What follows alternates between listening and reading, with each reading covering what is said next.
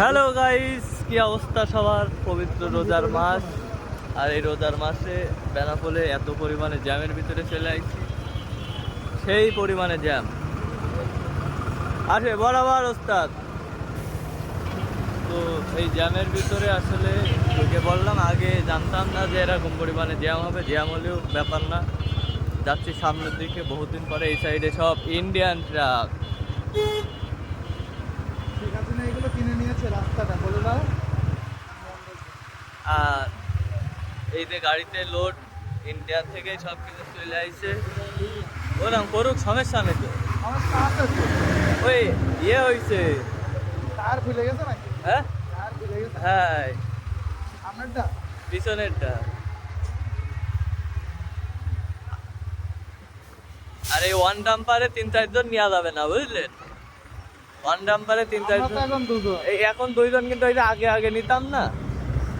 One ডাম্পারে only 1-2 জন। তো এত সময় বলছিলাম ডাম্পারের কথা, এখন চলে আসছি বেনাপোল বর্ডারে। আর একটুখানি বাকি। আর এই সাইডে ইন্ডিয়ান ট্রাক। যদিও ইন্ডিয়ার সাথে আমাদের ভালো সম্পর্ক যাচ্ছে না, তারপরেও দেখতে পাচ্ছেন ইন্ডিয়ার অধিকাংশ ট্রাক কিন্তু সব বাংলাদেশে। যদি বেশি বাড়াবাড়ি করতে চায়, এই ট্রাকগুলো লগতে আটকে বিক্রি করে খেয়ে ফেললো। ওই যে ডান পাশে দেখা হ্যান্ডেলিং এই যে শ্রমিক ইউনিয়ন।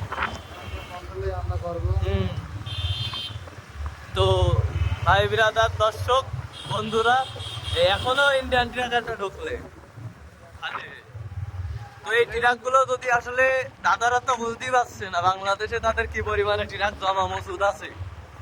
এই যদি বুঝতে পারতো তাহলে দাদারা আমাদের সাথে বাড়াবাড়ি করতো না, কি বলেন? তো যাই হোক, এত সময় যা হচ্ছিল বিনোদন, এবং এখানে হচ্ছে ডান সাইডে বাম সাইডে সম্পূর্ণ ইন্ডিয়ান ট্রাক। কারণ যেহেতু দুই দেশের ভিতরে পারস্পরিক একটা সম্পর্ক আছে এবং দুইটা দেশের সীমান্ত। তো দুইটা দেশের সীমান্ত কিন্তু আসলে মালামাল ইম্পোর্টের জন্য অত্যন্ত সহজ এবং গুরুত্বপূর্ণ। যদি এটা শিপমেন্ট বা এয়ারে আসা, মানে মালামালগুলো আনা নেওয়া করা হতো, তাহলে প্রচুর পরিমাণে খরচ পড়ে যেত।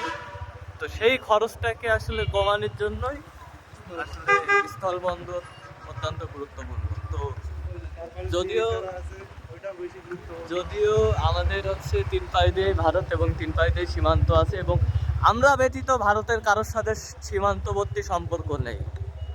তো এই জন্য আসলে আমাদেরকে মাথায় রাখা অবশ্যই উচিত। ঢুকাই দেবো নাকি? না, ওই সুদা ঘুরে আসবে। ও এবং 0 পয়েন্ট। তো আসলে এই যে 0 পয়েন্টে চলে আসি। সাংবাদিক ভাই একটু রিপোর্ট করবো তো, ভিডিও নিতে যাচ্ছি।